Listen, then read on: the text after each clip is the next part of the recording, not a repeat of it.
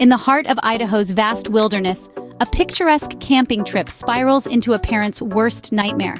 Nestled amidst towering pines and whispering creeks, Timber Creek Campground became the unlikely stage for a baffling disappearance that would captivate and confound the nation. Here, 2-year-old Dior Kunz Jr. embarked on what was supposed to be a joyful family outing with his parents, Jessica and Vernali Kunz, along with family friends Bob and Isaac.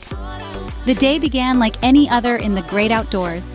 Laughter filled the air as Dior, with his cherubic cheeks and bright eyes, played near the campsite, his tiny feet pattering on the soft earth. The adults set up camp, unfurled sleeping bags, and prepared for a weekend of relaxation surrounded by nature's embrace. The atmosphere was buoyant, the sky a brilliant canvas of blue, promising days of adventure and nights under starlit skies. But as the sun set over the serene landscape, little did anyone know it would be the last time Dior was seen.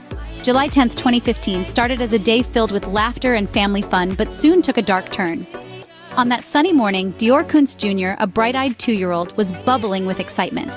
The Kunz family, alongside their friends, had set up camp at the scenic Timber Creek Campground in the heart of Idaho's remote wilderness. The day was planned with simple joys: fishing, exploring, and enjoying the tranquility of nature. As the sun climbed higher, Jessica and Vernali Kunz, along with their friends Bob and Isaac, settled around the campsite. Little Dior, in a moment of youthful curiosity, played nearby under the watchful eyes of the adults. Laughter echoed through the trees, a soundtrack to a seemingly perfect outing. However, as the afternoon unfolded, the atmosphere shifted dramatically. It was around 2 o'clock when Jessica realized that the laughter had stopped.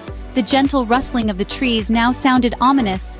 Dior was nowhere in sight. Panic surged as his name was called out, first tentatively, then with a growing sense of urgency. The initial search was frantic. Jessica and Vernali, hearts pounding with fear, scoured the nearby area, calling for their son. Bob and Isaac joined in, their voices carrying across the campground as they checked behind bushes, under rocks, and along the small, babbling creek nearby. Every second felt like an eternity to the terrified parents. As the sunlight began to wane, the local authorities were alerted. Within hours, the serene campground transformed into the hub of a massive search operation. Search and rescue teams, equipped with dogs and aerial support, combed the dense underbrush and rugged terrain. Volunteers poured in, drawn by the gravity of a child lost in such a vast wilderness. Despite these efforts, as the shadows lengthened and the cool blanket of night settled over the mountains, no trace of Dior was found. The laughter of the morning seemed like a distant memory, replaced by the heavy silence of uncertainty. With nightfall, hope dwindled, and the vast wilderness seemed to swallow up any clues of his whereabouts. As search teams combed the dense forest, investigators began to piece together a disturbing puzzle. The disappearance of 2-year-old Dior Kunz Jr. had triggered a massive response, with local law enforcement coordinating a search that spanned the rugged terrain of Idaho's mountains. The operation was vast, involving helicopters, drones, and ground teams, all meticulously scouring the area where Dior was last seen. As the initial search efforts continued, the narrative took a turn with the introduction of private investigators Philip Klein and Frank Vilt.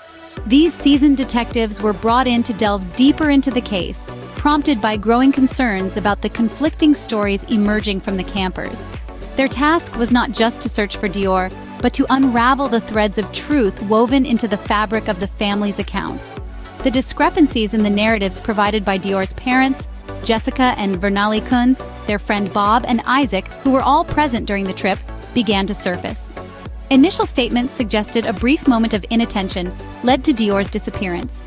However, as Klein and Vilt sifted through interviews and reenacted scenarios, the timelines and details didn't always align. Each retelling seemed to reveal a new layer of inconsistency, adding to the complexity of the case. For instance, there were unclear explanations about who last saw Dior and what exactly they were doing in the moments leading up to his vanishing. The sequence of events as recounted by the group had puzzling gaps and variations that didn't fit neatly together.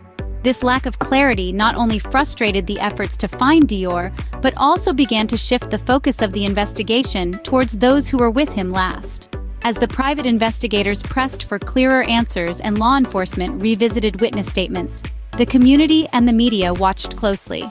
The pressure mounted, and with each passing day, the hope of finding Dior alive dimmed, while the specter of foul play grew larger. Each contradiction only deepened the mystery, casting a shadow of doubt over those Dior last spent time with. What seemed like an accident began to look more sinister as new evidence came to light. The unsettling turn of events in the disappearance of Dior Kunz Jr. added layers of doubt and suspicion around those closest to him. Among the most disconcerting discoveries was the finding of Dior's jacket, not in the rugged expanse of the Idaho wilderness, but rather tucked away in the familiar confines of his parents' apartment.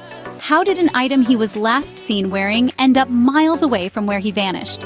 As investigators delved deeper, the reliability of Dior's parents, Jessica and Vernali Kunz, came under intense scrutiny. Their numerous attempts at passing lie detector tests yielded more questions than answers. Each failed test added a weighty layer of suspicion, casting long shadows over their recounted version of events. What were they possibly concealing? The lie detector's needle wavered, and so did public opinion. The plot thickened with the chilling suggestion of a possible homicide site near the Timber Creek campground. This theory emerged from the alignment of various clues and the peculiarities noted in the parents' stories. Law enforcement, equipped with forensic teams, scoured the area. The soil and silence of the campground were examined for traces of the unimaginable. Could this serene setting have witnessed something sinister? Adding a spectral layer to the investigation, cadaver dogs were brought in, their trained noses sniffing through the dense underbrush. Their reactions hinted at secrets the land might be holding. Their alerts near the campground stirred grim possibilities into the mix of mounting evidence. With each piece of evidence, the complexity of Dior's case deepened. The discovery of personal items, the unsettling results of polygraph tests, and the haunting indications of cadaver dogs painted a grim tapestry. The pieces of the puzzle were troubling, but fitting them together proved to be an elusive task. Years passed, but the quest for truth never waned. As the calendar pages turned, the mystery surrounding the disappearance of young Dior Kunz Jr. continued to grip the hearts of many. In an unexpected twist, the case saw new life with the entrance of David Marshburn, a seasoned investigator known for his work in resolving cold cases. Marshburn's fresh perspective and relentless determination breathed new energy into the investigation, rekindling hope that answers might finally surface. Amidst these renewed efforts, a significant development occurred: the closure of Timber Creek campground. This decision, influenced by ongoing investigative activities, hinted at crucial findings yet to be disclosed. The presence of cadaver dogs, trained to detect human remains, stirred the community and investigators alike. Their alert behavior in specific areas of the campground suggested that secrets long buried might soon be unearthed. The public's fascination with Dior's case has played a pivotal role in keeping his story in the spotlight. Media coverage, from local news to national true crime documentaries, has continuously fueled discussions and theories across various platforms. This widespread attention has not only kept the public engaged, but has also ensured that Dior's case remains a priority for law enforcement. With each passing year, the mystery deepens, and the community's resolve to find answers only strengthens. The tireless efforts of investigators, coupled with the unwavering interest of the public, hold the promise that the truth about Dior Kunz Jr.'s fate may someday come to light, offering closure to a saga marked by tragedy and hope. Today, the disappearance of Dior Kunz Jr. remains one of Idaho's most haunting mysteries.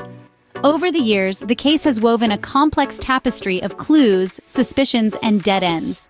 Currently, despite the relentless efforts of law enforcement and private investigators, the whereabouts of young Dior remain shrouded in uncertainty.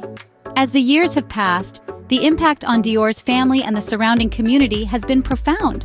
The heartache of not knowing what happened to a beloved 2-year-old boy has cast a long shadow over their lives. Community members, initially unified in a desperate search, now find themselves bound together by a shared, lingering sorrow and the unyielding hope for resolution. Law enforcement, along with new investigators, continue to sift through old and new leads. The closure of the camping area and the findings of the cadaver dogs suggest that answers might still surface. As the shadows linger over this unresolved case, one can only hope that someday the light of truth will reveal what really happened to Dior.